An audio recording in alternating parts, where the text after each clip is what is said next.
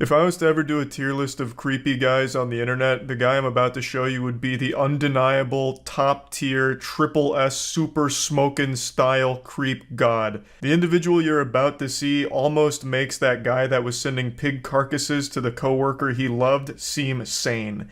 I know I've called one other person in a video the creepiest guy ever, but the man I'm about to show you today, I think is far more disturbed, so much so that I'm actually somewhat concerned for the safety of the people around him. I'm sure you've seen this video floating around right now because it's going viral, and for good reason. It is scary. The Cracker Barrel, and I was going to play a song for a woman that I kind of like, and I got there, and she saw me, and she immediately pulled away, and I wasn't forcing her to listen or anything, you know, I just wanted to play the song for her. You know, give her her own choice if she wanted to be with me. Now, I'll quickly bring you up to speed on what's happening right now with the lore. So, the cops are there because the guy called them, I believe. So he's a Kaioken times 10 weirdo. He called the cops because he wanted to report this girl's dad, a girl that he chased around while playing his music to try and win her love. And his music is downright horrifying. It sounds like 5 trash cans being violently slammed together while someone's getting murdered in an alleyway for the vocals. I have been so deep in this rabbit hole learning about this man. It's been like an episode of Mike Rowe's Dirty Jobs just gathering all this information. I'm gonna play you just a quick snippet from one of his tracks. Fire sprout to the moon, to the top and grow! Elements coming together now! Whoa! Feel the rap! The voice of an angel. I can't believe this plan didn't work. It's so romantic it sounds straight out of a Disney film. He also keeps saying he was giving her a choice to listen to his music and fall in love with him. Even though there's no choice here because he was stalking her and chasing her playing this over his fucking boombox, I guess. But anyway, she was so frightened that she ended up calling her dad, and her dad got in contact with him and said some mean things to him. So the guy then called the cops on the dad, hoping to like get him arrested or file something against him. You know? Does she know you? Yeah, I worked with her there for like 5-6 months. Did y'all have a relationship? No, we were talking a little bit, but it never really got serious. Okay. But anyways, I pulled up there, and I was in the other parking lot, and I saw her get in her car, and I was like, oh shoot, it's my moment. So I pulled up there next to her, and she pulled away from me, and so I chased her a little bit, just because, I don't know, women are crazy. Like, I felt like she like wanted me to chase her. Do you not think chasing somebody's crazy? Well, it's just like, I only went like a couple blocks down the street. God, it's so sad that women can't appreciate a good, nice guy like this. Women are so weird. How can they not appreciate a complete psychopath chasing them around for a few blocks while blaring music that sounds like the soundtrack to a slaughterhouse? Just saying, don't you think chasing somebody's crazy when they obviously don't want to? Well, I had my song playing, and I wanted to like her to hear it maybe. Well, apparently she don't want to hear it, right? So what else happened? Let's get on with this. His complete lack of remorse and disconnection from reality is startling. Oh no, it's not weird, like I'm not weird. Why are you trying to say that I'm the crazy one for chasing her? I had my song playing. Oh, did I forget to mention that? My song was playing, so now everything's justified. Like, I wanted her to hear it so she'd have a choice to fall in love with me, obviously. Her father called me up, and he made some threats to me and to my life. Okay. And so I just want to have his name on file. What did he say to you? I think he said he's gonna stab me, like, but he's like cussing at me. He said that, or he did say that? He says I'm gonna do something to you. I swear I'd do something to you. For chasing his daughter? Yeah, but it wasn't chasing. It was like going down a couple streets. Like, that's like fun to women. Like, women like that. A little bit of excitement. No, they don't. Fucking unhinged logic. No, I wasn't chasing her. It was like minor stalking, you know, that's nothing. Women love to be stalked. Like, it's fun to them. It's exciting. God, what an absolute lunatic.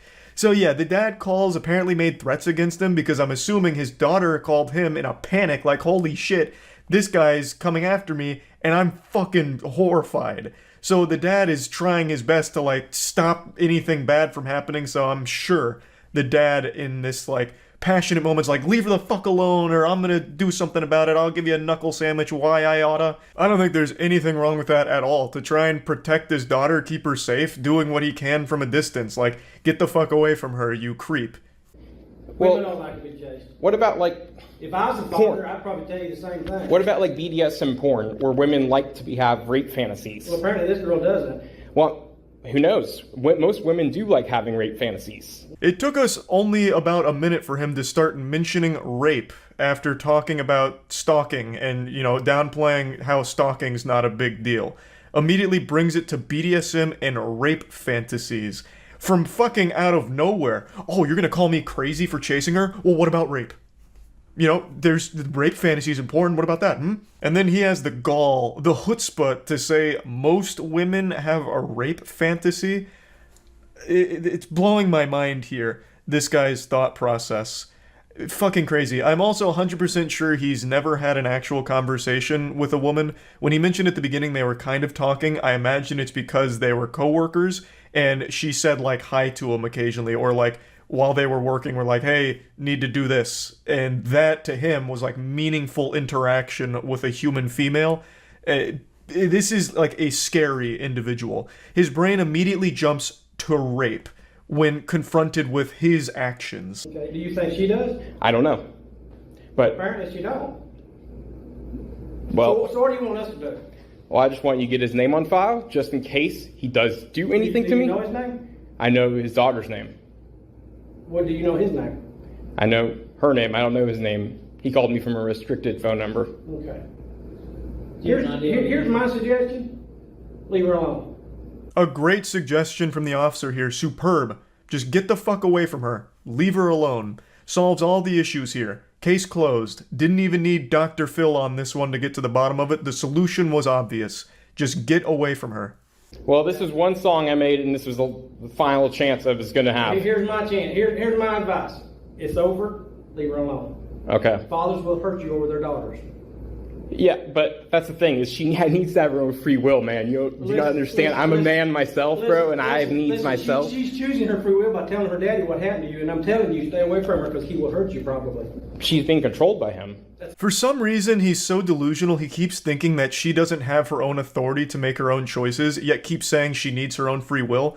She had her own free will by running away from you. By, like, being scared of you, running away, and then telling her dad that is her making choices to try and protect herself from you. Because you are the threat. You're the fucking danger that's knocking on her door, and she is responding with her own free will of getting the fuck away from you as fast and efficiently as possible. It's just such a scary thought process because in his mind, he's totally justified in everything that happened here, and it's all normal to him. And the fact that she's not in love with him right now, not in his arms, in his bed, is because her dad is forcing her to make choices to split the two apart. It's not her making those choices because he's perfect. The guy with his music, his mixtape that sounds like 5 fucking squirrels being blown to pieces, he thinks his music's the best and he's the best man in the world, so there's no way she is choosing on her own free will to not be with him.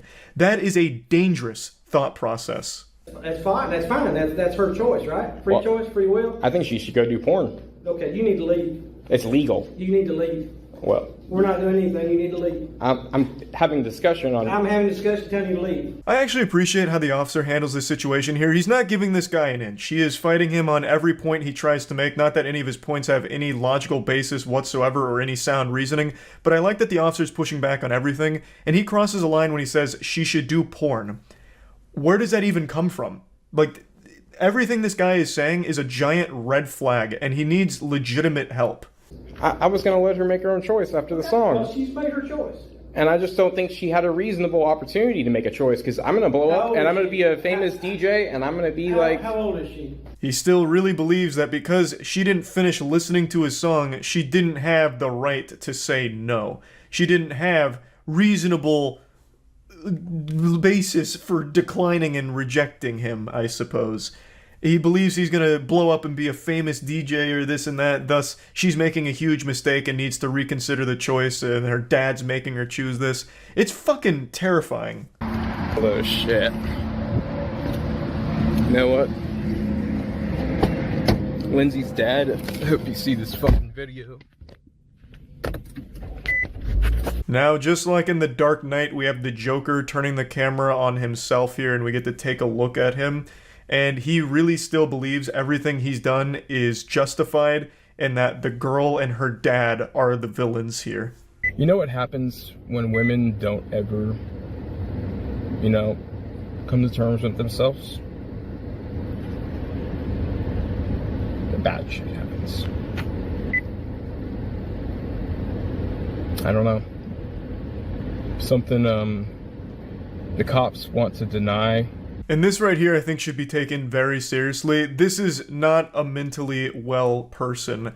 And this comes across as an actual threat against the safety of both the girl and her father here. He's already shown that he has no problem stalking women, and I really think this needs to be looked at seriously to make sure that he's not in a position to do harm to anyone around him. It's just very concerning. Me trying to get her to be straight. Something is wrong about that. I don't see why these traditional ass motherfuckers think they can speak shit whenever it's this woke, belligerent LGBT shit that has her right now. I just don't see it. I'm older than her fucking father. That's how I feel right now. Yeah, this rant's really going off the fucking rails. So apparently the girl isn't interested in men, and his plan was to make her interested in men by giving her his love as well as letting her listen to his songs. And when she still wasn't interested, she blames the dad. Like, the dad is the one that's made his daughter not like him, and then says that he is older than her dad. Like, it's so fucking wild. But it is all very concerning to listen to. I just wanted to share this because I do think this is the creepiest guy I've seen online so far. And I truly hope that everyone involved here is safe, and hopefully this guy gets the help that he very much needs. Anyway, that's about it. See ya. Over the last couple of months, I've analyzed more text messages than the FBI. I have been glued to bad romance and flirting like a moth to a flame. I've been wandering the deepest, darkest pits of filth. It's like in Space Jam when Michael Jordan gets sucked into the golfing hole. I've been sucked into the asshole of the internet, and all I see is cringe down here. But today there's a new ingredient being added to this concoction. The recipe had a chemical X. Crime. This got posted to Reddit earlier today, and a lot of people sent it my way, and it actually reminded me of a real criminal case that happened back in 2022, and I actually found the case again through the comment section of this post, because I couldn't quite recall all the particulars of it, but there is a lot of similarities shared between that criminal case in 2022 and these text messages that this individual is showcasing here. So it starts with this girl's coworker messaging her out of the blue saying, "Hey." He receives crickets, no response, silence. And you know what they say, if at first you don't succeed, try being weirder. So he comes back around within 3 hours saying, "Hello? Is this blank?" She says, "Who is this?" And he goes, It's me," with a smiley face. "I just wanted to text you and see how things were." "Oh, things are going alright, I suppose. Not to come off as rude, but how did you get my number, dude? I mean, I don't mind you texting me, but I've never gave it to you." And that's when he lifts up the curtain and breaks the magician's code, revealing his secret method. "I just grabbed it off the contact sheet in the office room. Hope that's alright." To which she says nothing in response because that is fucking creepy. She never gave him her number. He just went out of his way to find it from their workplace. Yucky. But he comes back around saying, "How's it going?" And he just keeps going, throwing questions at the wind here, hoping to receive even the slightest semblance of life on the other side, not realizing that he has already scared her by snooping around tracking down her phone number without ever getting it from her directly. So it's already super creepy to do that. So he says, "How was your New Year's?" No response. 2 days later. "Sorry to keep texting, but what are you up to today? If you're free later, I'd love to go out." I will never understand that kind of shit right there. How can you be so deluded and lost in your own little fantasy land Narnia that you think there's even an iota of a chance that she agrees to go out with you when she has ignored your messages for 4 fucking days? Like, what is the thought process? Scratching at his chin. Maybe she's playing hard to get. Perhaps she's just been truly swamped and has been really wanting to reply to me but just might be a bit shy and doesn't know how. I know. I'll go ahead and invite her out with me. That should make her a lot more comfortable. And he goes a bit deeper.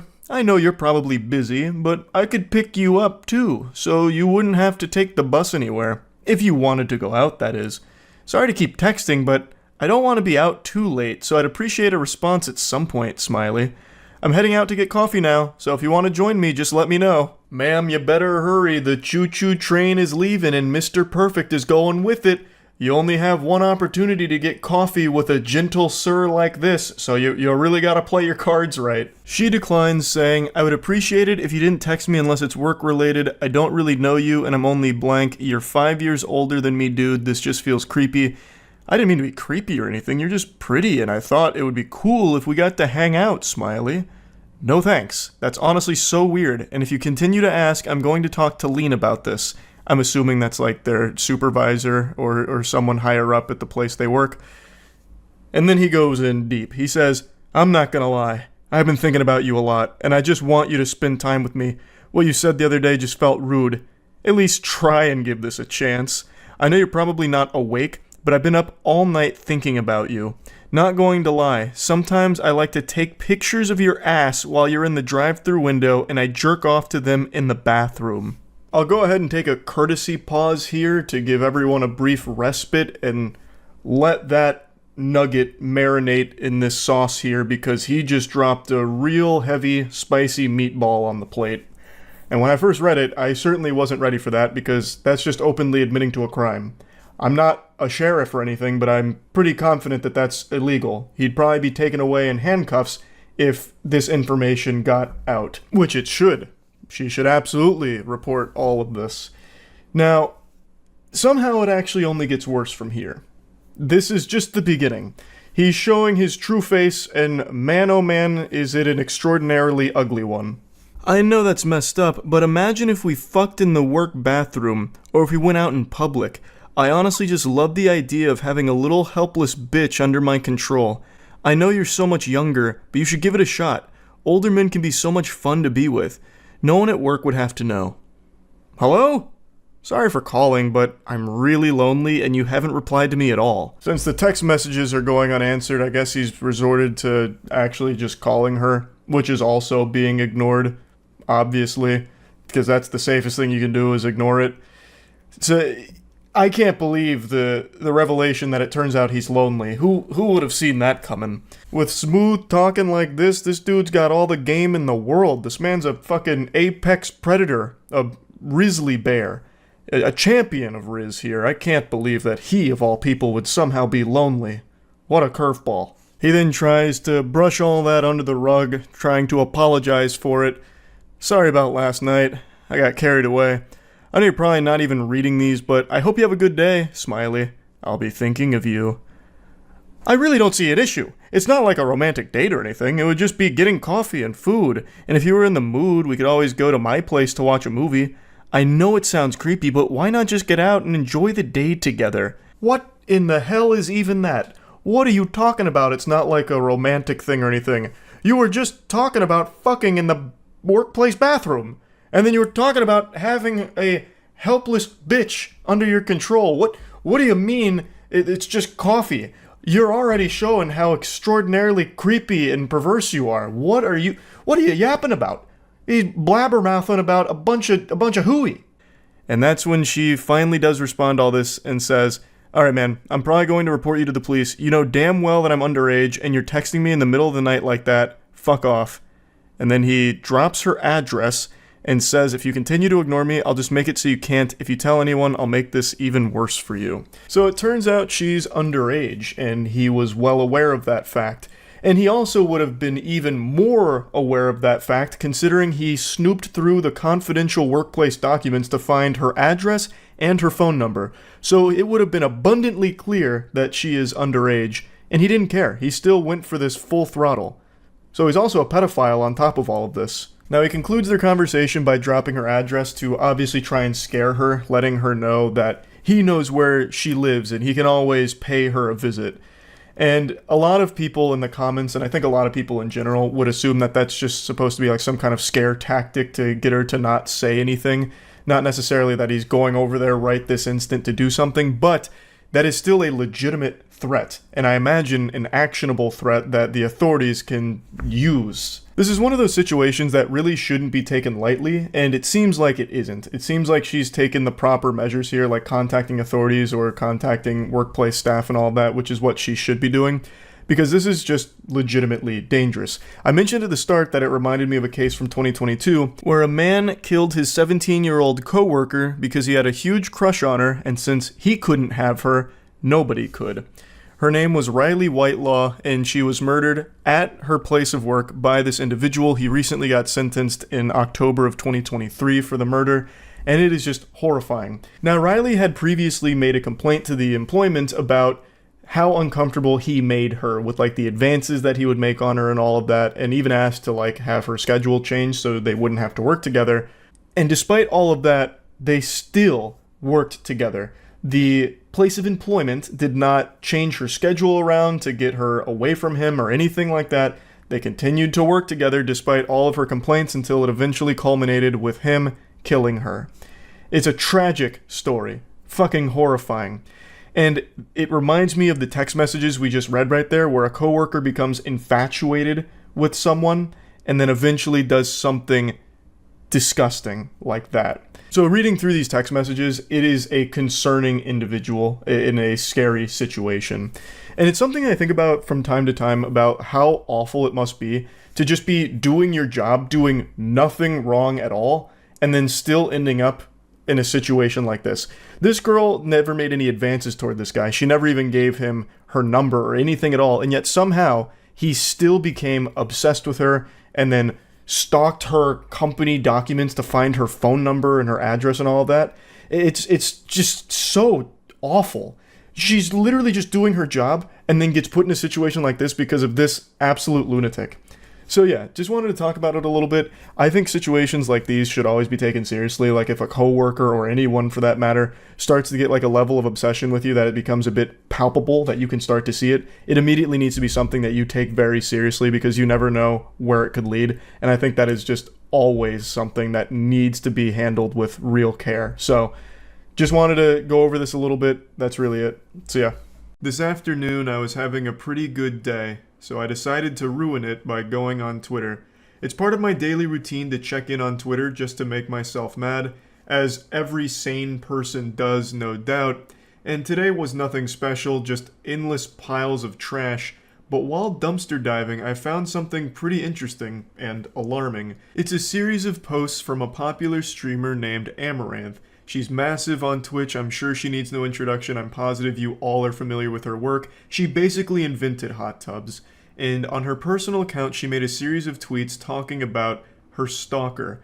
And this shit is fucking scary. It reads like something right out of a Stephen King novel. So I wanted to go over the tweets with all of you, as well as talk about the bigger problem of stalkers on Twitch. Because it's not exclusive to just Amaranth. I think Amaranth has had the most stalkers. She's had like 1,000 stalkers at this point, I think. She's had like an entire fucking football squad worth of stalkers, and that includes third string and bench players. She could fill up an entire Comic-Con convention center with just her stalkers. It's absolutely terrible, and again, it's not just Amaranth. Tons of streamers have talked about their personal experiences with the problem, and one that's always stuck out to me is a really frightening one. I won't name the streamer's name, but there's a streamer on Twitch who has had a problem with a member of her community for almost 4 years now, I believe. And this guy has flown down to her city uninvited, unannounced, to try and track her down and find her. And while doing that, even broke into another streamer's house while they were streaming, went on their stream and tried to use them to reach out to that streamer on their behalf to track her down for them. Absolute fucking lunacy.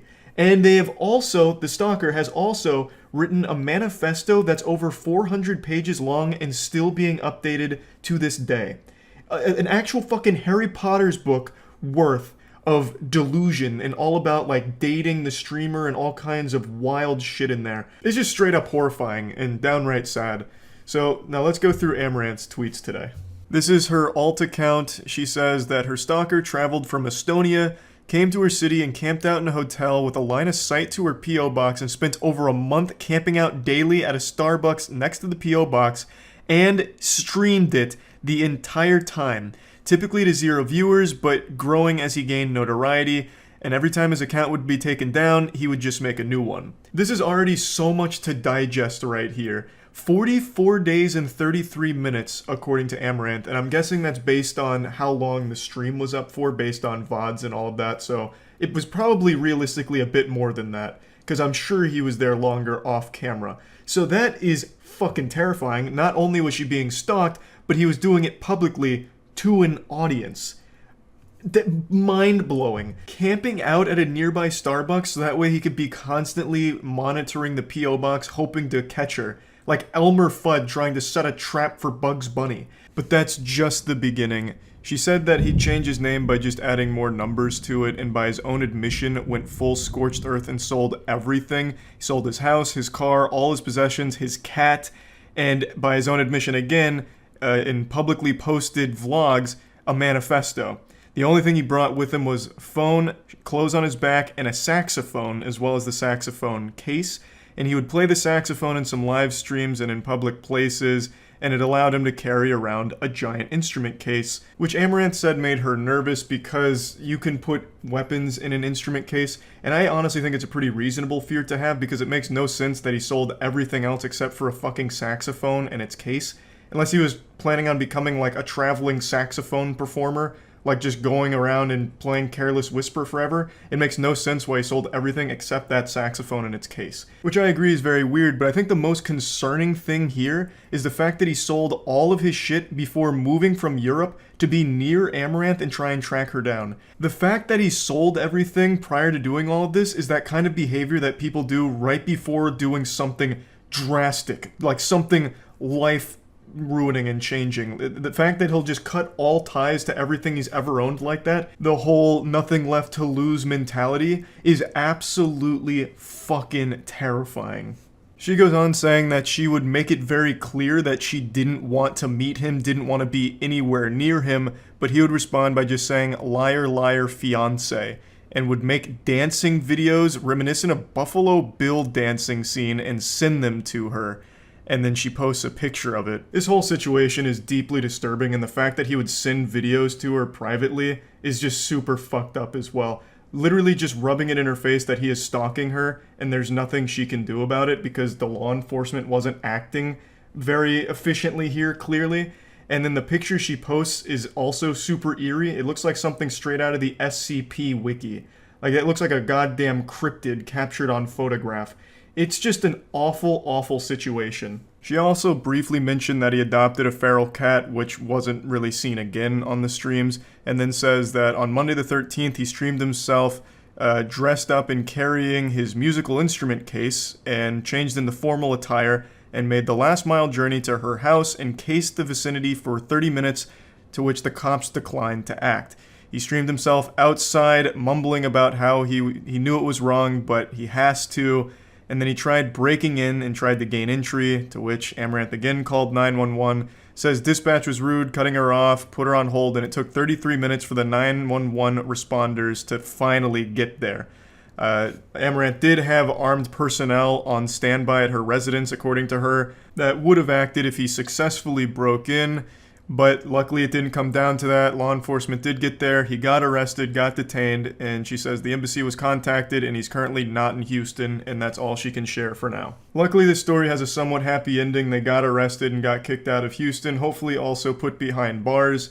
But there's a lot more to talk about here that I'd like to get into, and that's the law enforcement's response to stalking.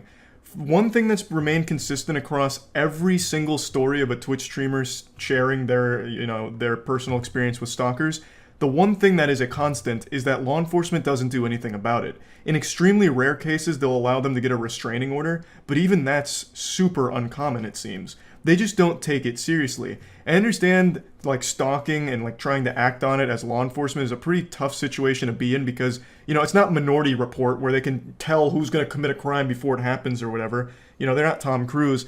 And that's kind of the same thing here with stalking. They're trying to prevent a crime or an escalation without it having happened yet, so they don't have all of, like, the evidence to tell them, like, it's going to happen, so it makes it tough for them to actually act.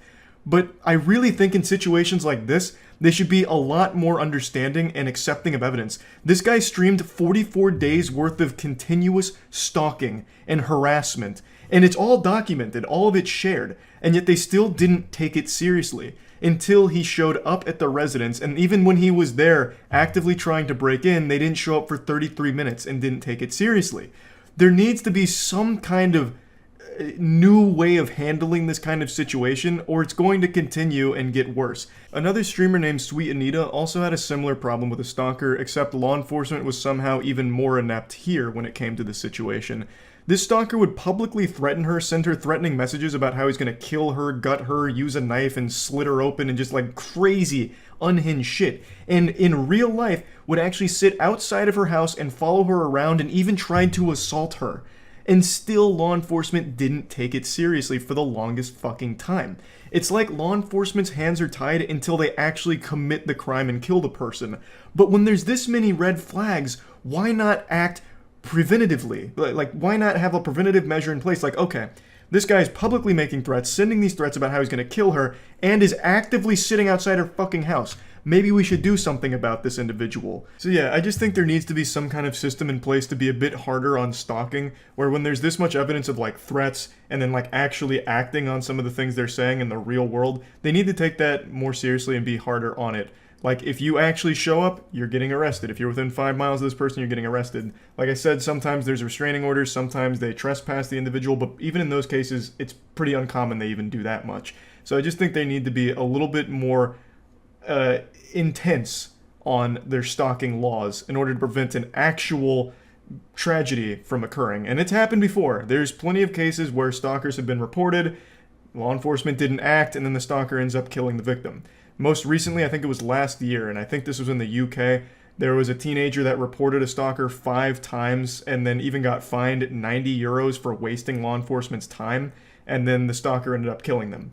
Complete failure from the law enforcement there. And that's not an isolated case. It's happened before. I just think in general, there's more the law enforcement agencies can be doing to prevent something like that when it comes to stalking. And then another thing that I'd like to mention is why there seems to be so many stalkers on Twitch in particular. And I think that's because, and I've said this before, you're interacting directly with the streamer you're watching. So for mentally unwell individuals, they get this false sense that they're now friends, and in certain cases, lovers. So a lot of times you'll see these stalkers have the delusion that because they've donated to a streamer or they subbed to the streamer, they're now like romantically involved with each other. And that gives them some sense of entitlement. And when they realize that, you know, the streamer doesn't feel that way about them and doesn't even know they exist, they start to get mad, lash out, and then you see all of these fucking wild, crazy messages and these threats that they'll make and these meltdowns. And it's terrible. You hate to see it. It's absolutely terrible. But it's not like the streamer's fault or anything. That's entirely just because there's so many people on Twitch. Some of them are bound to be mentally unwell and take these parasocial relationships to an extreme level. Parasocial relationships are bad, no exceptions, but they're even worse when the person believes they have control over the streamer or possession of them because they've donated money. Now they're dating and all of this, and then they find out that the streamer is, you know, romantically involved with someone else. In the real world, they lose it, go wild, and then ends up in these crazy stalking situations or whatever. It's just a terrible situation that's only been getting worse as Twitch continues to grow. It's not really a problem with the solution though. There's not a whole lot Twitch can do to prevent that because they can't control the mental health of its users, right? And it's not the streamer's fault who are just streaming and then get someone that keeps donating to them and thinks that they're best friends or they're in love or something because of the money they've given. Like, there's not much you can really do there other than acknowledge, like, hey, look, I'm just a streamer. You know, I appreciate the support and the generosity, but this doesn't make us friends. You know, we're not in love. You know, I don't know you. Ludwig had a whole video called "I'm Not Your Friend," where he just says, like, parasocial relationships are bad. I appreciate that you come to the streams and are generous, but I'm not your friend.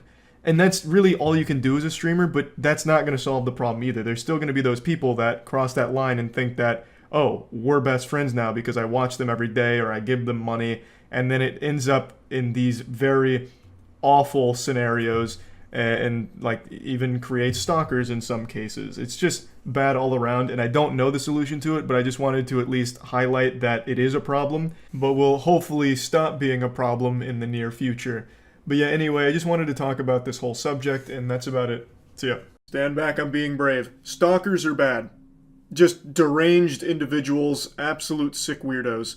And I just learned about a new stalker I didn't know existed until Matt sent me this video where he went to court and immediately just proclaimed he's guilty as charged. It's Caitlin Clark's stalker. And this guy looks like he was biologically engineered to end up as a lunatic stalker. He looks exactly like what you imagine, like that caricature you make in your head, of an obsessed loser. Morning, Mr. Lewis. Guilty as No, sir. This is initial hearing. Oh. We are not. You have a right to remain silent, and I expect you to exercise that. Okay, this is just telling you what the charges are. You do not listen. I'll give you a chance to talk. Not your time. Throw me the bookie. Stop talking. Buddy really thought this was going to be like his Joker moment. I bet he thought that line went really hard. Or maybe he really does recognize that the world is a better place with him locked away, because he is begging the judge to just throw the book at him. Buddy stares right down the pipe on the camera, so I'm guessing he wanted to make like a famous moment for himself out of all of this.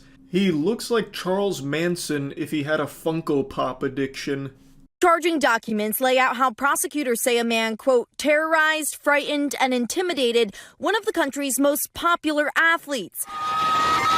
Indiana Fever superstar Caitlin Clark. Michael Lewis faces a felony stalking charge after allegedly traveling to Indianapolis to be near her. Now, Mr. Looney Lewis was sending threatening and sexual messages to Caitlin Clark on Twitter, mainly.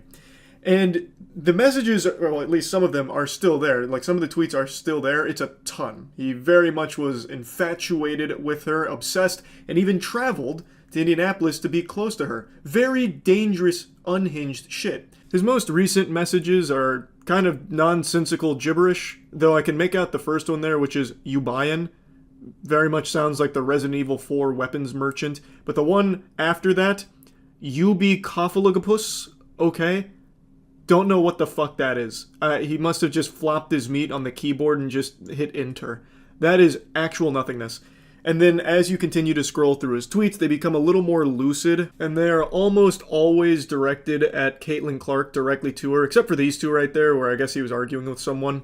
And then it's right back onto his life's mission of being in this imaginary relationship with Caitlin Clark. This is the people you're arguing with on Twitter, by the way. Assuming they're not just bots, which a lot of the platform is. The actual flesh, blood, and cringe that are just constantly fighting on Twitter like professional tweeters, this is what they look like in real life, by the way. Anyway, though, if you just scroll through his fucking Twitter, it's nothing but him talking about being with Caitlin Clark. He also has this fixation on making out. He constantly mentions, "You want to make out with me? When are we making out? Hey, let's start making out." He speaks as though the only thing he's ever watched in his life is Degrassi, and now he's under the impression that that's how people talk to one another. It's so odd. It's so weird. It just goes on and on and on. Like, these are all from the same day. Do you even like to make out? And the one before that is, once again, no spaces. Your puss needs a real good pounding. You're not into like, it's absolute insanity. He is very clearly a textbook definition of a dangerous stalker. He even went to her area to be near her. And I'm absolutely shocked that the authorities did something. They don't usually take stalking super seriously, but in this case, he's getting charged. They apprehended him, and it looks like they are going to throw the bookie at him, as he said, which I think is great. They may have just saved her life, because these kind of people, they snap. We've seen this shit happen tons and tons of times. And how many stories have we, like on the channel, gone over where stalkers weren't taken seriously and then something really bad happened, and then all of a sudden the most preventable tragedy ever unfolds. So I'm happy to see they're actually doing something about this. Police say he admitted it is a, quote, imaginary relationship, with dozens of posts on X directly tagging Clark, including a number of threatening and sexually explicit messages, according to prosecutors, even posting after an initial encounter with police. An attorney for Lewis hasn't been listed online. I'm going to make a bold prediction. Usually I'm wrong, but in this case, I feel very confident. I think he's going to represent himself. I'm very certain of it. I think he's going to waive his right to an attorney and say, fuck it, we'll do it live, and he's going to do it himself. That's my prediction. We'll see how it unfolds, but I just wanted to lock that one in, so if it happens, I look like a goddamn prophet for it. Now, even outside of that short video clip, it doesn't seem the rest of the proceeding was a slam dunk for him. It was clear from just that short 30 seconds the judge was already really fed up with that behavior, but he continued to have other outbursts. He even contradicted himself, claiming that the prosecutors got the wrong guy because they didn't attach Junior to his name. Overall, he just wasn't treating it very seriously, even though he could face up to like 6 years in jail from what I was reading. But he just doesn't seem to give a fuck. So he's from Texas, and apparently lives in his vehicle, drove it to Indianapolis, and was arrested at a hotel in Indianapolis after posting the messages and saying things like, getting tickets, I'm sitting behind the bench. And then he even makes this tweet here, which references that they are actively coming for him. They said I was sending threatening texts, but the only thought on my mind was, Caitlyn! Caps lock. Interestingly enough, I went to the first tweet from Michael Lewis, and it's from January 7th. So he hasn't really been doing this for all that long, but every single tweet since January 7th, all 887 of them pretty much, are directed to Caitlyn Clark. So his first one, no greater love than to lay down your life, ... So he's a relatively new stalker. He's still in his rookie season here. He's been doing it for about 2 weeks, and it was so egregious that authorities are actually acting on it, which is a good thing. I also think there's a chance that this isn't his first time stalking. After going through so many of his tweets, I feel like he's probably done this to others, but not on this account. I feel like he probably makes accounts like this. The name of this account is RacerX2031. That's an Xbox Live generated gamer tag, basically. That's fucking nothing. So I bet he probably makes specific accounts for the sole purpose of stalking individuals, and this one was for Caitlyn Clark, his most recent obsession. But I just get the feeling he's definitely done this in the past, too. That's just a hunch, though. Either way, really good news that he has been taken in by authorities. Fucking weirdo stalker. That's really about it. So yeah.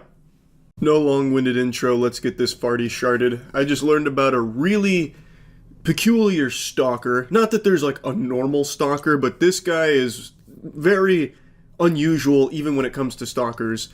And his obsession is on Jennifer Aniston. Now, according to his wife, according to Daily Mail, she said that he became obsessed with her in 2023, and he's made 3 trips out to try and meet her. His most recent one ended with him crashing his car through Jennifer Aniston's gate and getting arrested. Was the intruder who crashed through Jennifer Aniston's security gate at her Bel Air compound an obsessed fan who thought he was going to marry the actress? Security has a suspect at gunpoint. The close call happened yesterday around noon while Aniston was at home. So he used his car like a missile trying to get through Jennifer Aniston's gate, and I'm getting conflicting reports on whether or not he rammed through the gate or just hit it. I mean, looking at the gate, it doesn't seem like he blew it to pieces or anything. Also, that gate looks thicker than a fucking bowl of oatmeal. That looks like a giant, thick vault door. So I'm surprised that his car didn't vaporize upon impact there. Now, this wasn't like some accident or anything. It's not like this guy was playing Mario Kart looking for a shortcut through her, gate. This is an obsessed stalker who found where she lived and then, come hell or high water, decided he was going to meet her. His name is Jimmy Carwile. He's a 48-year-old mechanic and from Mississippi. On his social media, we found these rambling posts about Jennifer Aniston. I want to be there with you, even right now. And, Jen, I am your mirror. We made you perfect. Unhinged ramblings about his fixation on Jennifer with this fantasy of the two of them getting married. And he would talk about Jennifer Aniston the same way you'll see some people talk about Genshin Impact characters. Like, he was just going on and on about romance and love and how they're, like, destined to be together. She was to be his queen, and it gets really fucking weird. He even writes about marrying the actress, even addressing her by her new fantasy name. I know I make you smile, Mrs. Jennifer Joanna Carwile. And there's this. The truth, Jen, when you were a child, you wanted to be my wife. For the most part, a lot of it is just incoherent mumbo-jumbo. And that last one there? What the fuck even is that? I can't even understand what he's trying to say there. When she was a child, she wanted to be his wife. What in tarnation? Jennifer Aniston's almost 10 years older than this guy, so it's not like he could have been stalking her since she was a child, unless he built a time machine in his hot tub to travel back so he could stalk her as a kid, and he's also like a pedophile. Like, I have no idea what he's even trying to say. Like, it is absolute fucking gibberish. Today, a patrol vehicle sits outside Jennifer Aniston's front gate as the man who's accused of crashing through it remains behind bars without bail. Lou Palumbo was Jennifer Aniston's former bodyguard and protects many celebrity clients. He spoke with our producer, Emma Cady. You said you used to work for Jennifer. Is that the type of person you would be worried about? A real brain buster of a question. Is that psychopath crashing through her front gate someone you think we should be a little concerned with? You as an expert in bodyguarding, do you think that's someone that would be like a red flag put on your radar as a potential threat? Like, no shit, yeah, obviously. And the guy's like, absolutely. Yeah, he's an obsessed fucking freak. Of course. I'm not entirely sure what the question was hoping to illuminate there. You don't need to be a connoisseur of protecting a human being to know that someone like this is a dangerous individual, someone who is obsessively typing for years about a fantasy relationship and actually flying out to meet them multiple times, trying to meet them, and then eventually crashing into their estate to meet them again, is a problem person, is a bad fucking apple. Like, anybody knows that. That is a very interesting question to ask. Now, he has been taken into custody, and he is facing some charges, and he appeared in court. Well, she just wants to tell him something. I don't believe him staying away from Ms. Aniston will be an issue at this time. Well, it has been an issue. The alleged victim, their residence, or place of employment. Mr. Carwile, listen to what I'm saying. Please don't respond. You're not to have any contact with Jennifer Aniston under any conditions. You're to stay 100 yards away from. He actually looks like those old paintings of Socrates, and he appeared in court shirtless with like a blanket covering him, but he had his fucking pepperonis peeking out from behind it. He was airing his nipples out in court. I didn't even know you could do that. I didn't know that was allowed. I thought that'd be like an immediate contempt or something. So what you were just hearing right now is a judge is ordering a mental competency evaluation before going forward with all the criminal proceedings. But in the meantime, Carwile is not allowed within 100 yards of Jennifer Aniston. But this appearance here I thought was just so fascinating. He 100% looks like a sociopath. Like a caricature of what you think of when you think of like an obsessed stalker psycho. Now, the wife of Mr. Carwile has actually given an interview to Daily Mail apparently, and she sheds a lot of light on this. So according to her, the last time she saw him was September of 2024 when he traveled to California to begin his adventure with Jennifer Aniston. He had allegedly made 2 previous attempts but turned up no results there, and this was his 3rd venture out there, his 3rd expedition. She said she believed that Jimmy just got a bit aggravated because he couldn't meet the star when explaining why he rammed his car into the gate. I think a bit aggravated is underselling it a little bit. There are few things that would ever elicit that kind of anger that would warrant crashing your car into something. That is dangerous fury. So then she goes on to say that her husband is a great guy, but he had started struggling with mental illness. It's something that's between him and his maker. Mental illness is real. It does not discriminate. He's going through a lot right now. He believed he was Jesus Christ and she was supposed to be his queen. His mentality is nothing like it used to be. Something has triggered him. I don't know if he's having a midlife crisis or what. She's right on the money. Stalking entirely is a mental illness. He is 100% suffering from a mental illness, a very dangerous one. Everyone who stalks does. Now, this guy is also taking it to another level where he is now aggressively stalking violently. He is crashing his car into the home of his victim. Now, she added that he'd reportedly began this obsession in 2023 and was sending her a series of alarming messages, including emails, voicemails, and social media messages. She said he was going there because he was going to meet up with Jennifer. He was going to go see her. He actually thought he was going to meet Jennifer. I guess he was speaking with her. He had the impression that Jennifer Aniston and he were going to talk and meet. So naturally, he's doing what anyone would do. He went across the country. I found that statement to be a little, concerning that she would say, naturally, he's doing what anybody would do. This is not something sane people do under any circumstances, where they'd go across the country because they believed that they had a chance at meeting a complete stranger that would fall in love with them. That is very dangerous ways of thinking. So She says that Carwile believed he would meet up with the actress. He thought maybe she's just going to meet a guy to take a chance. That's the way he was thinking. Obviously, I feel bad for the wife in this because this is something she's been dealing with for 2 years now, where her husband keeps going out to California to be with another woman, to try and have another woman fall in love with him, and he is actively engaging in this at home too, sending messages to another woman obsessed with somebody else. Like, that must be miserable. Now, from what I've seen, Jimmy's looking up at a potential 3 years in prison for this stunt with the charges that he's got, so I guess we'll see how it all shakes out. But I read about this today and thought it was fucking peculiar, so I just wanted to share it a bit. That's it. See ya. I think most people realize by now that privacy's dead. I don't want to sound like a tinfoil hat wearing Alex Jones troglodyte or anything, but it's no secret that there's constant surveillance in the world. I still remember the day the news broke that confirmed the NSA is quite literally always watching, whether it's through inactive webcams or whatever, and you can see it pretty much daily. Like, if you're having a conversation with your friends talking about lawnmowers, like, hey, my lawnmower just broke. I'm really upset. That lawnmower was passed down by my grandfather and his grandfather before him. I really am going to miss that bad boy, the Perkins Gobblemaster 5000. You know, I just missed that lawnmower. And then you happen to go on your phone, your ads are going to be lawnmowers. That shit happens all the time to me, where I'm just talking about something and then the ads mimic what I was talking about without me ever having typed it in.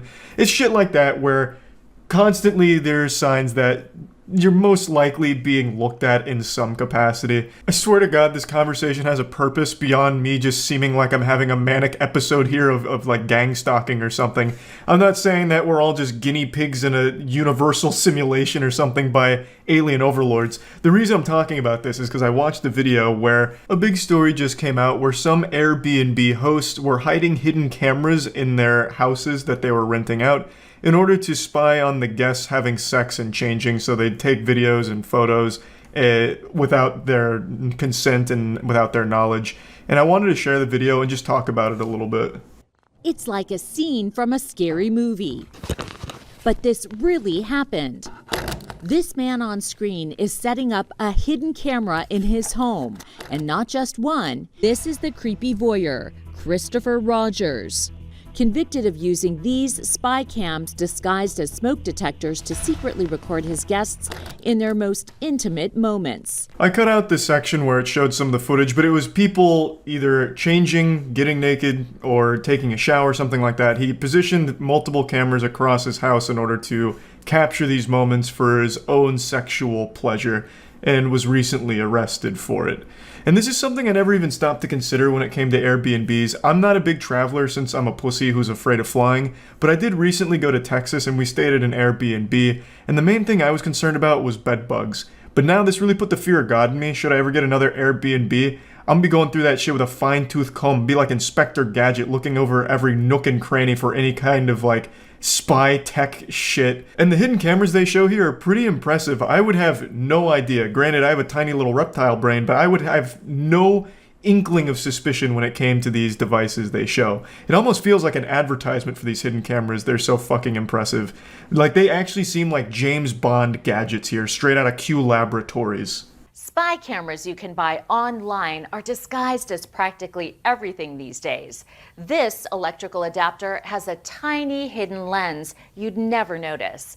And this digital clock can record your every move. It can even transmit video live, allowing whoever's watching you to track your movements in real time. I gotta say, this feels like a little bit of a Hollywood magic here. There's no way that digital alarm clock was live streaming that seamlessly with that high quality. I just don't fucking believe that. That'd be like a $50,000 camera or some shit. If you look at like courtroom footage from like court cam or something, they're transmitting in negative 240p at like 6 frames per minute. And you're telling me this digital alarm clock is better than all the security camera footage at these courthouses? I just don't believe it. I feel like that had to be like a little cheating there or something, but again, I could just be very naive when it comes to how advanced these hidden cameras are. Like shit, even my Sony A7, when I try and stream off, it gets blurry and a little choppy from time to time. That was extremely smooth. I felt like I was in the room watching her. Like, that shit is wild. But this is something that, again, I never even stopped to consider, but now that I know it's out there, seems like something some sick fucks would do. It just looks like a modern digital clock. 25-year-old Isa Valdi was on vacation with friends at an apartment listed on Airbnb in Miami Beach when she says she spotted a hidden camera. I turned around and I see a black cube that looked like a digital clock, and I'm like, there's no way. I open it up, there's a camera inside, I unplug it, and it's just like, wow, I was in shock. Bro, this lady needs to be hired by a forensics analysis team. The ability to just sniff out something fishy with a digital alarm clock at an Airbnb is wacky. Like, good shit. Like, that is extremely impressive. Fucking Batman wouldn't be checking digital alarm clocks at a crime scene, let alone while just leisurely kicking back at an Airbnb. But she was able to, like, spot something wrong with the alarm clock and confirm that, yep, it was a hidden camera. So that's great to hear. Hopefully that person behind that is also going to jail for it. And this is something that I'm now always going to have in the back of my head anytime I'm staying at like an Airbnb or even hotels in general, because I also looked into it a bit. It's happened at hotels too, where a couple of weirdo staff members have placed hidden cameras in some hotel rooms. And it's not so much the fact that I'd be upset with them seeing my cock. It's more so the fact that I'd be upset with them seeing my flaccid cock. That's just so embarrassing. I really wouldn't wish that misery on even my worst enemy. Like, if you're gonna spy on me, at least spy on me when I'm, like, at my best. Like, when my wiener's performing admirably, instead of all sad and soft and shit. And say they immediately became suspicious during the host's tour of the property. He told us where we should view the sunrise and said, you know, be comfortable, you guys can look at it in the nude or in your pajamas, no one's around. That moment I thought, maybe we're getting recorded. Sure enough, he says just a few hours into their stay, he discovered it. It's a little AC adapter. Yep, this exact device was in the wall. Images recovered from the tiny camera show him changing in the room. He's now suing the cabin's owner, AJ Ali. You know this guy's guilty just from him smiling in his mugshot here. This is the face of a man who's seen more dick than a urologist through his little hidden cameras throughout his Airbnb lodge. And he also sounds like the dumbest criminal of all time, like, hey, you wild and wacky college kids, come over here. If you guys want to be naked, all power to you. But why not be naked in this exact spot? If you look on the ground, I have some tape down there. Those are your marks. If you could stand there while naked and admiring the sunset, it's for optimal viewing. And also, please don't put any bags over by that desk over there. I need to keep that area completely clear for spiritual reasons. Don't put any bags over there. I don't want anything obstructing that table, and don't unplug that AC adapter no matter what you do. It powers the entire house. Hey, and now have fun out there. Like, he immediately just trips all kinds of red flags for this guy to eventually find where he's being spied on from, which has now led to this guy's arrest. And he's apparently been doing this for quite some time, considering they've recovered so many images from him. He was arrested and charged with invasive visual recording after police say a laptop revealed more than 2,000 images taken inside the rental home, which was also listed on other property sites. He's pleaded not guilty. This is a felony in the state of Texas. The evidence is overwhelming. Included in the images that we have on the computer are images of him setting up the camera in the room. And that was something I immediately thought of. Maybe I've been watching too much Better Call Saul, but I was trying to think of how he could possibly plead not guilty and get away with this, and the only conclusion I could draw was if they tried to blame it on one of the guests. Like, no, that hidden camera is not mine. It doesn't belong to me. It must have been one of my wild guests that came in there and just used my place as some kind of sexual hot spot without my knowledge. You know, just treat it like a boogeyman, like, oh, some kind of cryptid must have broken in. A burglar came in and installed these hidden cameras across my house. It wasn't me that did it. Because it would be kind of hard to prove that the actual Airbnb owner was the one who installed them, because, I mean, I guess it could have been someone else.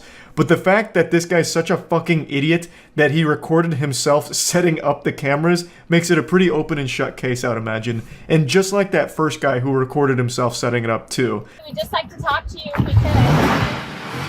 He wasn't happy to see us. Were you secretly filming people, sir? He gets out of his truck and takes a swipe at my mic. Thank you. Have a good day. Bye. See y'all later. Have a good day. He says all the accusations are false, calling them fake lawsuits just looking for money. When he revved up his truck engine, I really expected him to go full Dominic Toretto and just bust through his own gate and just storm up to his house and just hang out in there to avoid being interviewed. But yeah, to my surprise, he did get out of the car and try and slap the mic out of her hand. Didn't really offer too much of an explanation for his innocence or anything, but of course, you know, he didn't have his lawyer present, so it makes sense that he wouldn't give like the most intricate of defenses or anything. But yeah, anyway, I just wanted to talk about this since I just got back from traveling, and now this has given me a little more food for thought for the next time I travel. Maybe I'll do a bit of a sweep through the area to see if there's any hidden cameras. But yeah, that's about it. So yeah, I know many of you read the title and assume that this is clickbait or exaggeratory, but it's not. You may not believe me yet. Wait until I show you the evidence, the proof. This is the most unhinged individual we've looked at yet. He's equal parts frightening and fascinating, tiptoeing on the fine line between intrigue and how are they not locked in Arkham Asylum. It's a mystery here. He's like the product of a science experiment gone wrong, like if Professor Utonium added chemical cringe to the concoction instead of chemical X and then created this weirdo. Since I've been down this rabbit hole, this bender of consuming awful romantic texts and bad dating stories and bad dating videos and all of that, this guy is now at the top of the tier list for the weirdest. Like all great fairy tales, it begins over Facebook memes. So he says, "Did you block me on Facebook?" To which she responds, "Nah, my profile got deleted, maybe. I don't know. Lol. Long story." Then he goes, "You don't have to lie." I can just feel the sadness emanating from that line there. I can imagine him looking down and kicking his feet in some sand. And she goes, "I'm not. You can ask pretty much anyone. The profile is gone." To which he responds, "I'm not going to waste my time finding out you're lying to me. So now you're going to ignore me." This is, I'm assuming, a lot of time passing between those two texts. And by a lot of time, I mean probably like 5 minutes because this guy's fucking delusional. So he double texts her like, "Oh, so now you're ignoring me? Now that I've called you out on lying about this?" She responds by saying, "It's not like that, it's just I don't like being called a liar." He then claims, "I didn't call you a liar, I just wanted to know what was going on." And then she says, "I told you and you said I lied, dude." I don't even know why he's trying to pretend that he didn't call her a liar. He can literally look 2 text messages back and see that he point blank blatantly does call her a liar, basically. He's already off his gourd right now. He's fuming because this account that he follows posts memes that he likes, and now he doesn't get access to those memes, and he's throwing a temper tantrum. But really, at the end of the day, it's not so much the memes. He wanted to try and shoot his shot here with the individual who runs the account. He then tries a new angle by going for pity. He's like, "Oh, I'm sorry. Just been going through shit. That sucks about your Facebook." And then he's able to almost cobble together a normal human interaction here. She goes, "Shit happens, it's cool. Just been in my head and your memes brighten my day. I got weird because I didn't do anything wrong for you to block me like that. My memes actually got me banned." This reminds me of like the potion seller video on YouTube a while back. "You can't handle my strongest potions, traveler." But in this case, it's memes for Facebook. And he just goes, "For real? That's crazy. You post them all the time though. It must be something fucked up, haha. Well, if you made another Facebook, you better add me first. I'll be waiting, JK." To which she just tries to close it out by saying, "Lol, yeah." Next chapter in this cringe anime is him trying to pull out the Riz here, trying to showcase his game. "So what are you doing, dork? Haha, causing more trouble for Zuck?" He's going for like the playful insults kind of thing, like, "Oh, you dork, you fucking dweeb geek, what are you up to, huh?" And she just goes, "Nothing, just hanging out." That's so cool! I love that with the exclamation point. He's like, "Whoa, badass! I bet you're kicking ass in Animal Crossing, huh? Is it that fun? It looks too much for kids. It must be since you keep ghosting me. Do you play any real games?" To which she's baffled, saying, "How is that not a real game?" So again, a certain amount of time elapses between his first message with the "That's so cool" NPC dialogue, and then him going, "Oh, it must be so good you're ghosting me." So this guy's flipping emotions back and forth rapidly. His brain is all over the place. His fucking noodle is scrambled. And then he tries to like make an argument out of this, successfully making an argument out of this, by the way, by calling Animal Crossing not a real game. So he tries to get like this sort of elitism about him when it comes to gaming. So I'm assuming he came straight from Reddit. and was just ready to get argumentative about like what a real game is, and Animal Crossing doesn't fit the criteria. Yo, you serious? Laughing emoji. It's dumbass animals or some shit being your friends. No real gaming, you know that. Oh, it hurts me to even just read that. And then she goes, well, what's a real game then? You don't have to get an attitude, I'm just making fun, dork. Oh, why are you getting offended? I'm just insulting what you're playing. Like, what are you getting all bent out of shape over? Oh, come on, calm down. What, are you on your period or something? Well, why don't you ask one of your dumbass animal friends to help you with it or something?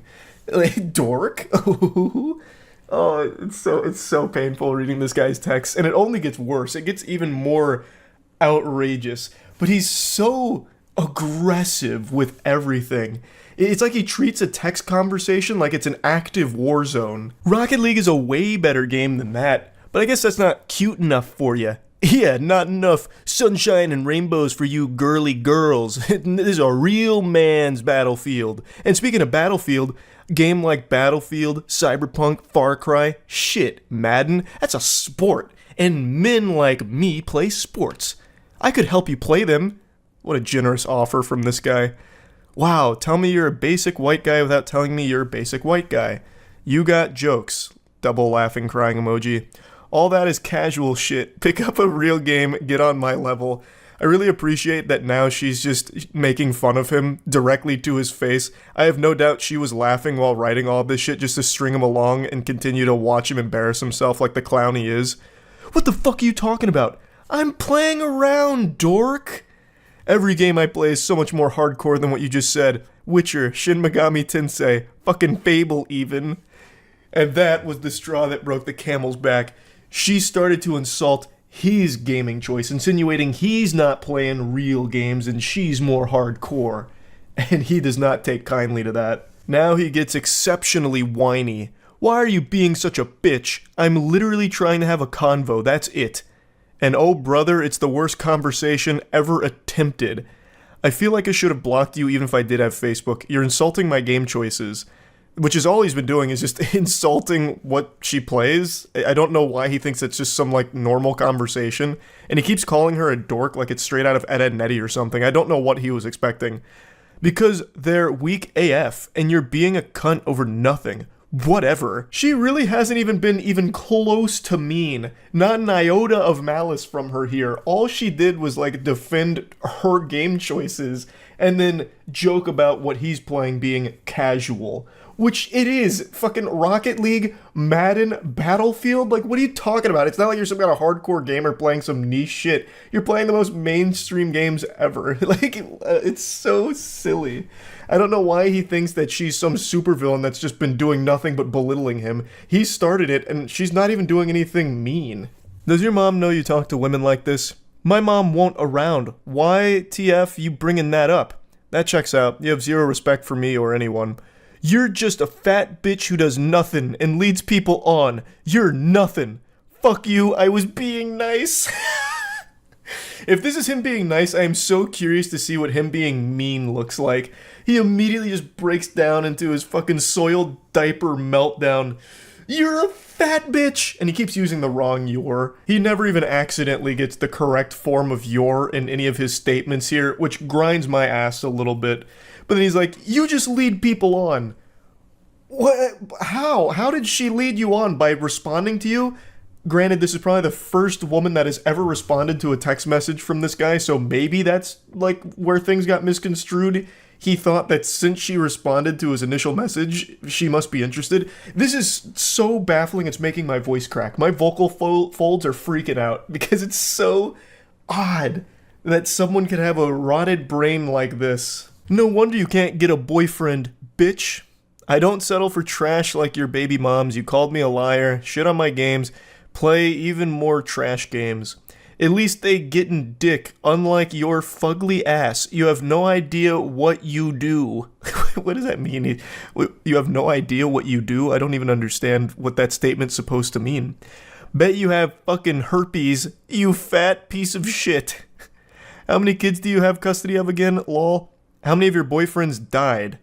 Which, I'm guessing these two must know each other through Facebook mutuals or something, so he must see like some of the stuff that she posts, because that sounds legitimately extremely personal. And if that is a real situation that one of her partners died, that is one of the most vile fucking things you can say to somebody. And this guy is an irredeemable, insufferable piece of shit. Wow, so this is what you do to get girls? Insult them? Again, I was playing, but you had to be a cunt.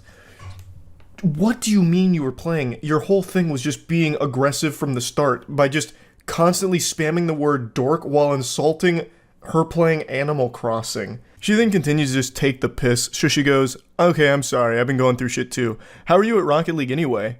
And then immediately he just simmers down. He's back to like good boy status. I understand. I'm sorry too. Going caveman mode. I'm pretty good. I can show how to level up. What's your ranking? Platinum. So you're mediocre at best. I'm fucking Plat 2 and Diamond 2. And I'm trash. In Rocket League, Plat isn't very high. That's where the majority of players end up. So he's not good. He's not good at all. What's your gamer tag? Why? So it also seems like he's lying about this because no sensible person would brag about being Plat in Rocket League. So she's starting to catch him on a bluff where he's puffing out his chest and just lying about his Rocket League rank, which is even more pathetic. I want to see for myself. What console? What's the matter? You don't have an Xbox. I play on Switch. It's on all consoles. So he's starting to sweat a little bit like he's pressed against the wall. My gamer tag? Why? Why? Why do you want to know that? He tries desperately to turn this around into a situation where they can see each other, which sounds like it'd be downright dangerous to be around this guy. Why don't we hang and I can show you? What's your tag? I got trust issues. It's not that big of a deal. I mean, yeah, what is your gamer tag? It shouldn't be an issue, right? You're Plat in Rocket League. You're a big guy, a big man. What's the gamer tag? What do you mean you got trust issues? Again, ignoring that.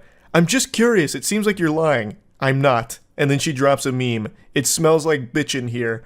Which is just genuinely a normal, silly meme. It's not even like mean. If anything, it's clearly meant to be like a joke. And for some reason, this sets him off in the biggest way yet. A fucking atomic bomb in his brain here. And he unleashes the Godzilla heat breath. Cunt. Fuck you. Fat piece of shit. You have no idea who you mess with. Go die. Everyone at Dress hates you and thinks you're a slut. I thought differently, wanted to give you a chance. I thought you were a nice girl and want to be your friend. I'm sure this was the best way you can do it. By the way, I have a fresh meme. Taking care of my kids, lying to women about my Rocket League rank. So she's just dropping some memes on him at this point here, just adding insult to injury. To which he responds, just kill yourself already. He's trapped in 2009 Xbox Live gamer zone. He's really fucking struggling here, treading water. I can hear the tears in his eyes right now, literally feel them through his sad texting. Forever hard stuck Plat in Rocket League and forever hard stuck being alone in life with an attitude like this. What an absolute curse. He just continues speaking like an anime villain. Fucking with me, you slut. Wait, can I not get dick, or am I a slut? Pointing out a contradiction because he keeps calling her a slut and then also saying that she can't get any wiener. So he's all over the place. He's scrambled. Yeah, I'd bet you'd want it after this, you whore. Choke on a dick, whale. Just continues having a fucking conniption.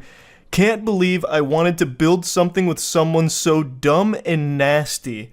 And then again, she just responds with another meme. Like, what do you mean you wanted to build something with her? You reached out about feeling like you'd been blocked and immediately started calling her a liar. What world are you living in? What fantasy land? What? You immediately start by calling her a liar and then insulting her choice of games and talking about how you're like a real alpha gamer, not like an Animal Cross gamer like she is. It's fascinating. This is what I mean. Like, it's actually intriguing how someone's mind could end up so poisoned. Like, it is hard for me to comprehend it. Like, I don't get it. He is so all over the place. Like, he starts by getting really mean and aggressive, insulting her games and all of that, you know, then gets really personal, and then she's able to de-aggro him by talking about his Rocket League rank, which it calms him down, feeds him a warm bottle of milk. And then the second she drops a meme making a joke, again, he explodes once more.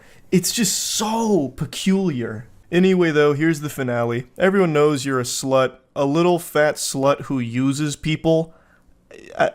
again, this comes out of fucking nowhere. She didn't use you. She didn't lead you on. She didn't do anything besides just respond to your initial unhinged messages. Couldn't get a boyfriend for years. That's because everyone, it keeps going. Got too much time in your hands, but I bet your mouth is filled with someone's nasty dick. And she just goes, yep, not yours. That's the end of their exchange. I imagine she probably blocked him again, which is the safe thing to do. What a creepy lunatic. An actual fucking unsafe to be around individual. Like, this all happened over nothing. Actually nothing. Started because of not having access to some memes that he liked. Oh, painful. I had to share this one. I think this is now at the top of the food chain when it comes to like creepy people through, romantic texts that I've been diving through. This one is a rough one. So yeah, that's really about it. So yeah. I moved a few more things around in my room, but now I'm positioned directly under this light, and the shadows on my face make me seem like I'm sitting in an interrogation chamber from L.A. Noire. Looks like that scene from The Dark Knight when Batman keeps hitting the Joker's head on the table. I don't know what I'm going to do about that, but for now it's going to have to do. I'm just going to be looking a little odd here. Last year, I was talking about an ongoing situation with an obsessed Twitch viewer that ended up taking a 700-mile journey like he was going down the Oregon Trail, fording rivers and battling dysentery to arrive at a Twitch streamer's house he was obsessed with, her name is Just Foxy, to light her car on fire, and seemingly trying to light the entire house on fire because this was a blazing inferno. It was a big fire. Now, at the time, there was a lot of information still unknown. All we had was some of the surveillance camera footage, which I'll briefly show you. But I just learned 10 days ago, a YouTube channel called Midwest Safety posted the entire body cam of this situation as well as that Twitch chatter's arrest. On my car, on the hood, and some pot. And he lit something sticking out of it and walked away casually, like he didn't do anything. The next clip after that was the front end of my car engulfed in flames. The firefighters came very quickly, and I'm very thankful for that because the fire spread to the fence and burnt the side of my house as well. Now, at the time, we didn't know too much about the individual behind it, but now, a year later, I know more about this guy than I do some of my own cousins. So his name is Farhan Jami. He has been arrested, and we know his fate. Spoiler alert, it's a prison sentence. And we have the body cam footage where he is looking like a pathetic fucking goober. But before showing you the body cam footage, I'll go ahead and tell you what the motivation was, because I imagine a lot of you were able to piece it together, kind of sniff it out. He was one of Just Foxy's big donators. He had apparently donated a lot of money over a period of time, and then found out she had a boyfriend, and was so upset by that he flew out to her area, then drove to her house to set her car on fire as a way of getting revenge. The suspect, wearing a loose-fitting pair of lighter-colored sweatpants, latex gloves, a darker-colored shirt, a hat, and a mask, sets a box-shaped object on the vehicle. He then sets another object on top of it with a fuse-like wire sticking out of it. The suspect lights it with a lighter and walks away, which leads to the entire front end of the vehicle being engulfed in flames. Here's the director's cut of the arson, and you get a good look at him and the device that he made. Dude made a goddamn Fortnite gadget here for this fire. He made a certified whatchamahooza. It's like a fucking kids next door contraption for this fire. It's like a bucket and a fuse and a brick, and then he sets it on fire and it burns the whole car down and spreads a bit to the house. This officer, as well as many others in the area, both on foot and patrolling in their vehicles, all begin to look for any suspicious people in the vicinity. 10 minutes later, officers find a vehicle parked on the side of the road, only about 2 minutes away from the crime scene. What's going on? Not exactly a criminal super genius here, not the mastermind you'd read about from like a comic book. So the guy commits this crime, and then he drives 2 minutes away from the scene of the crime and takes a bit of a snooze, or at least pretends to sleep. You don't expect a lot of intelligence from some deranged lunatic like this, but you would expect someone that just committed a serious felony to at least have the wherewithal to drive further away. But instead, he just stays at the scene of the crime, basically, and just tries to catch some Z's. Maybe he was just so satisfied with himself that he just needed to pass out for some wet dreams. Like, I don't know what the thought process could have possibly been, but that's him. He was parked just 2 minutes away from this place in the same neighborhood. Hey, what's going on? Not much. Just wanted to rest up a little bit. I have a long drive. Why are you doing it out here? No reason. Hey, keep your hand up. I'm just putting my seat up. Well, keep your hands up. Where do you live? I'm from New York. You're from New York? Yeah. Why are you doing out? What are you doing out here? Just came to visit a friend, really. Where's the friend live? Down in Cincinnati, but he's working, like, doing some construction over here. This guy's a smooth talker. He's got the silver tongue here. He's weaving some very intricate lies. I'm here visiting a friend. That's really kind of the best he's got for that. So why are you sleeping in a random neighborhood if you're here to visit a friend? It's just so good that he happens to be a fucking giant turbo idiot. Because he gets caught immediately. Thank heavens. He didn't get away with this crime at all. And this whole scenario with him only gets even more ridiculous. He is so fucking stupid, it is shocking. So why did you decide to just pull off in a neighborhood to sleep? I'm so confused. Because I drove 40 miles here, and I literally came like an hour ago, and I was like shot, and so I just needed to knock out. So you just pull off into a random neighborhood? Yeah, I mean, it was right off of the street, whatever it is. I really didn't know where to go.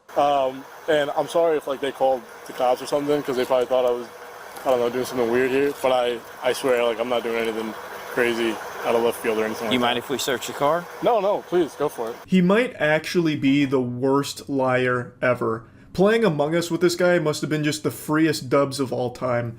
He cannot spin a coherent story even slightly, and everything he says gets proven wrong within 10 minutes.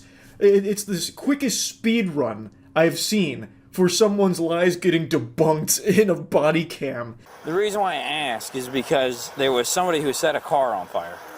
Who set a car on fire? Yes. Like, what do you mean? Like, how do you set a car on fire? They set the car on fire. Like they lit the gas tank? Mm-hmm. That's crazy. Oh, jeez. Wow. Jiminy Christmas. What do you mean they set a car on fire?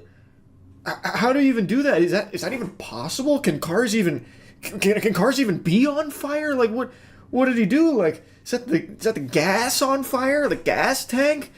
Oh, goodness gracious. Ooh, wow, that's not good. Like, what, you telling me, like, maybe put, like, a box on the hood with a bucket on top and a fuse and then lit that on fire, which burned the whole car down? The car happened to belong to a Twitch streamer or something? Like something like that? That's crazy shit. Whew. Some people, am I right, officer? We gotta be careful. There's psychos out there. Fist bump. Like, this is not even a human way of reacting to something. He is an actual NPC. He's trying so hard to be, like, surprised by it that it gets into, like, fucking Neil Breen level acting. Like, this right here is something you'd see from Tommy Wiseau's The Room. Oh, geez, how's your sex life? It's so odd, and I feel like the officer immediately knew right then and there, like, yeah, this is the guy. Who would possibly respond to this information like that? I came because I landed at CVG, and I drove, it's like 40 miles, and I was already shot from the freaking flight. So where does your friend live? Somewhere like down there, but he works up here. But no, like something like that. I honestly just made the first right off that road, made the first right because I was like, yo, I need a place to just knock out for 30 minutes, and it ended up being a few hours. But yeah, I wasn't trying to hurt anybody here. This officer has now sent a picture from the surveillance footage that shows the suspect so he can compare it to this man they're investigating. Yeah.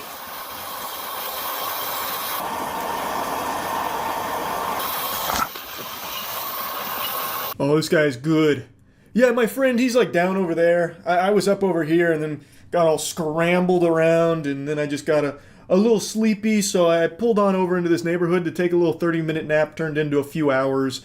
Oh, also, this guy, Goofball, he openly just said multiple times the officers can search his car if they'd like. So obviously they were going to, and they found some pretty incriminating stuff. And then the officers get sent a picture from the surveillance camera, and now they have a picture of the guy in the act of the crime, and they have the guy right there. So now they can look at that picture and look at the guy and see if they match up. And guess what? They match up pretty well. It's about the same outfit. I want to see if there's a mask in here. Here's your COVID mask. You got it? Yeah. Okay. He's got a lighter in here. He's got a torch lighter. Yeah, there's a torch lighter and a blue COVID mask in the center console. There's no luggage. There's no backpack. Yeah, there's no hat. It's not the hardest game of Where's Waldo when you have the picture of the guy committing the crime and a guy that looks exactly like it standing in front of you. He's wearing the exact same outfit. And in the car, after getting permission from the guy to search the car, they find a COVID mask as well, which also fits the disguise that the criminal was wearing. The only thing they don't find is a hat. But it's not like the hat is a fucking mask from Mission Impossible where it fully hides his identity. It's not exactly, concealing who he is. It'd be like me putting these glasses on and people going like, where the fuck did Charlie go? He just vanished. Who is that? Who's sitting in his seat right now? Like the hat isn't enough for officers to be like, yeah, it can't be the same guy. He's not wearing a hat. Must be someone else. He must have gone the other way. We got the wrong guy here. But they do still do their due diligence in finding the hat in order to 100% put this in the books that they know they have the right guy. He's got a beard, he's got the same clothing, he's got the reflective shoes, everything. Situation down the street where you lit something that caught on fire. No. I'm gonna point blank ask you. No. No? No. Okay. I understand that you're over here visiting friends, but you parked over here for a reason. Is there anything else you want to tell me? It's not me. That's not you? No. Sure looks like you and everything you're wearing. It's not me. That's not you, huh? Look a little closely. His poker face is too strong. Even when confronted with the overwhelming evidence, they even show him a picture of himself. He goes, nope, that's not me. It's actually that scene from SpongeBob with Man Ray and Patrick when it came to Man Ray giving Patrick's wallet back. While searching the area around the suspect's car, officers found multiple plastic bags with a hat, multiple sets of latex gloves, and another mask within them, not even 10 feet away from the vehicle, underneath a pine tree. Got his gloves and everything. Yep. Holy shit, how did they even find that? It was so well hidden. It was like finding the One Piece. Ferran did an extraordinary job of burying the evidence by putting it 10 feet away from his car next to a tree.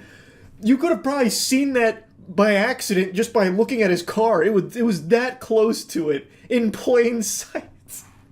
So they found the hat and everything else that was used in the crime.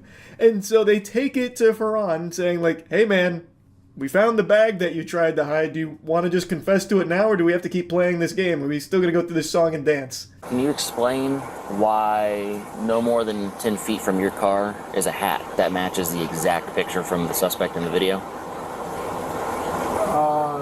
I can't, but Are your fingerprints going to be on that bag? maybe, I don't know. Is your DNA going to be in that hat? It shouldn't. Okay, so there's no way your DNA can be in that hat. So when we test it, we're not going to find your DNA in there. Yeah, I mean, you shouldn't, no. Okay. I guess I'm a little confused. This is a pretty random, off the beaten Just so you path know, I area. did see people walking around it. Okay, this is a very random area to be. Just when you thought the chess master was caught in between a rock and a hard place in a checkmate position, he flips the board around on you. You see, he just cooked up a really smart story here. Just so you know, I did see people walking around here. That's good. We never even stopped to think that he could be being framed by people that happen to be walking around this neighborhood at 3 a.m. That is food for thought. We might need to play with that narrative here, that storyline. Actually, I do kind of want to toy with that a little bit. I want to slap the cheeks around on it. Let's experiment here.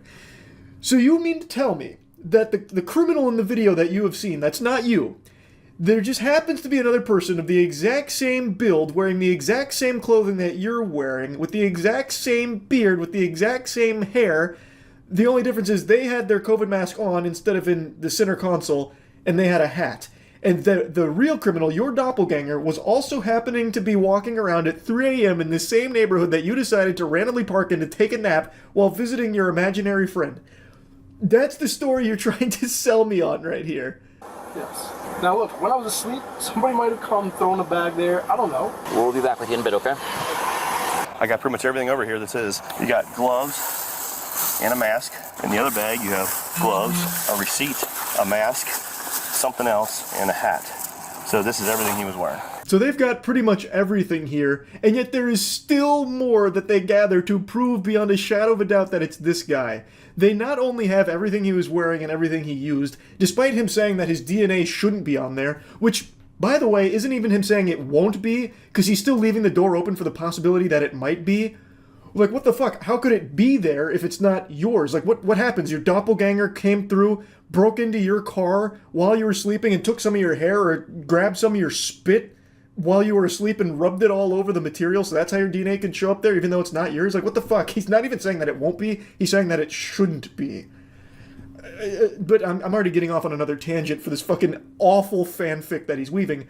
But not only do they have all of the material that he was using, they then also have other surveillance camera footage from other houses that confirm he didn't get there at midnight like he claims. People who live in this area also have surveillance footage that caught the specific times that the suspect parked on the street. Officers discuss these specific times and relate them to the suspect's claim of being parked there since midnight. 2:21 is when it got lit. 2:27 is when they're saying they saw the video of him coming in here. So him being here since midnight is not correct. So you said you came out here around 12, around midnight? They got video of you pulling in here around 2:25. You've been lying to us from the start, man. So we're taking you back to the PD. I know the evidence is overwhelming, but I'm not the guy that did this. I don't know what to tell you. I'm just not the guy who gets my hands dirty, you know? It's just not me. A convincing argument from Ferran here, but the evidence was too much. Every single piece of his story was proven wrong, all in the time span of like 20 minutes maybe. They not only got the accurate time for when he really did pull up, which was minutes after setting the car ablaze, but they also found all of the pieces of clothing and items used in the crime as well, and a picture of him at the crime. So, I think they've got the right guy, I'm pretty confident to say, and he was sentenced to 46 months in prison for this crime. So yeah, just wanted to give you a follow-up to all of it, that's about it. So yeah. Let's just call it like it is. We'll be honest with each other a little heart to heart. No reason to pull any punches. There's a lot of weirdos in Twitch chat. I might even be talking about you specifically. Maybe you're one of the goofballs I'm referring to.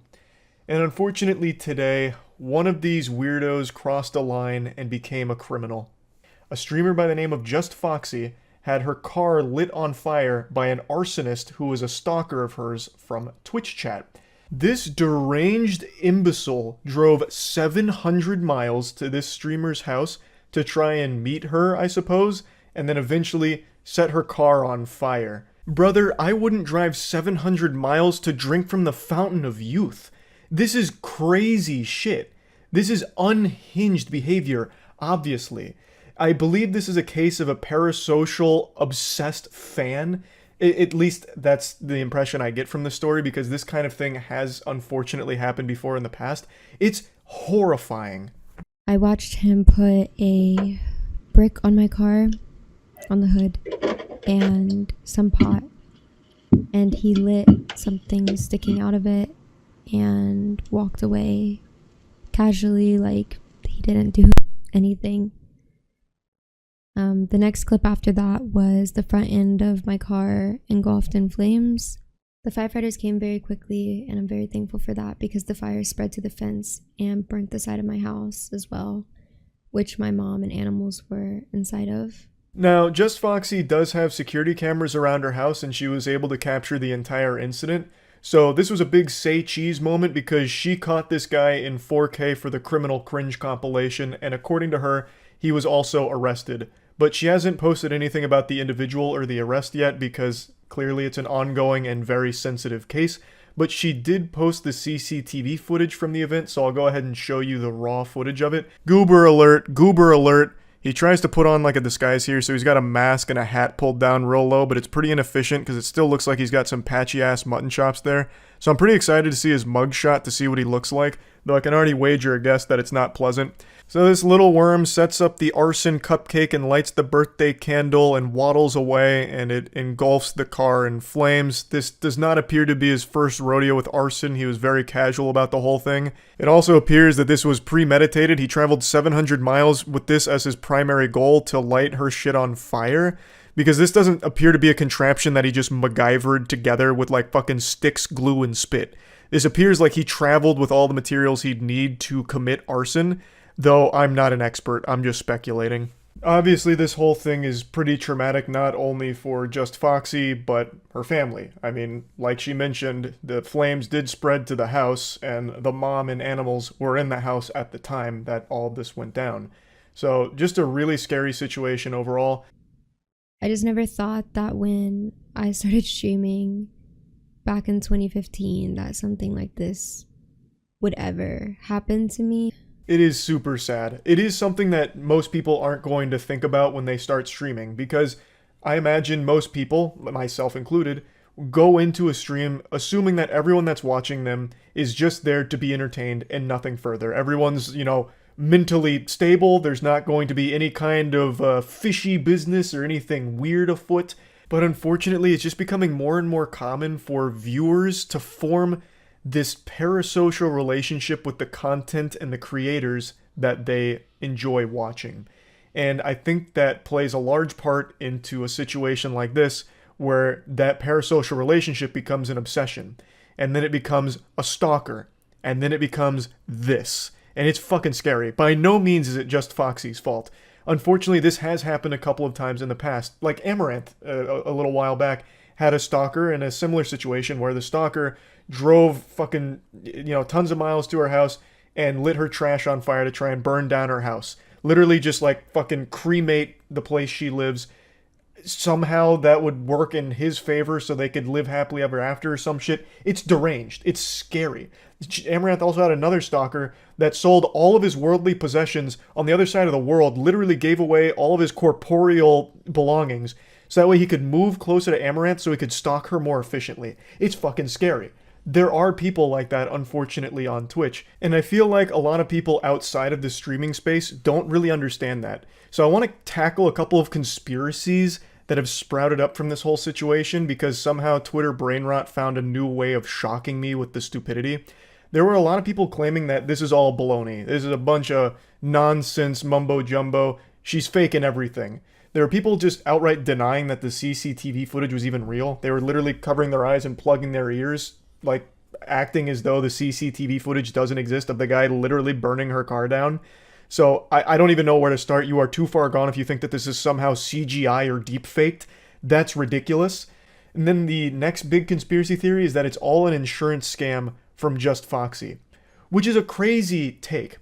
Because for the insurance scam to have worked here, she would have shot herself in the foot by filming it, because now there is a person there. There is a person in the footage, and that person has been arrested, according to Just Foxy. And if this was all an insurance scam, that guy would squeal. He would absolutely be like, she paid me to do it, this is all just an insurance scam. Like, everything would crumble. It would be a terrible insurance scam idea to film your own insurance scam, which is why insurance scammers usually don't want the video evidence. Like, that's usually what unwinds and untangles a scam like that. So that would be a crazy plot twist if somehow this was all an insurance scam, because there would be so many things wrong with that theory. And then the other thing I keep seeing from people, which absolutely shows me the majority of the internet is actually 9 years old now, is them saying like, why does she care? She's got insurance. She'll just get the car right back, or, things like that. What do you mean? Does insurance also cover the trauma of having a complete stranger go and set your shit on fire in the middle of the night and nearly kill your mom and dog as well? Like, what are you talking about?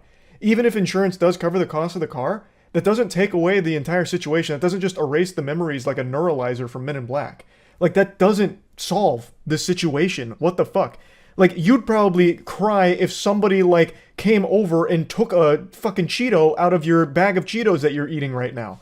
Like, it doesn't make any sense to try and write off this whole situation. Like, who cares? Insurance is there for a reason. It's so fucking stupid. People are so desperate for everything to be an argument, or so desperate to feel special and intelligent, like I'm the only galaxy brain that was big enough to piece together the real puzzle behind the scenes. This is not a clear-cut case of arson like everyone seems to think. It goes much deeper than that. And then vomiting out the dumbest fucking ideas ever.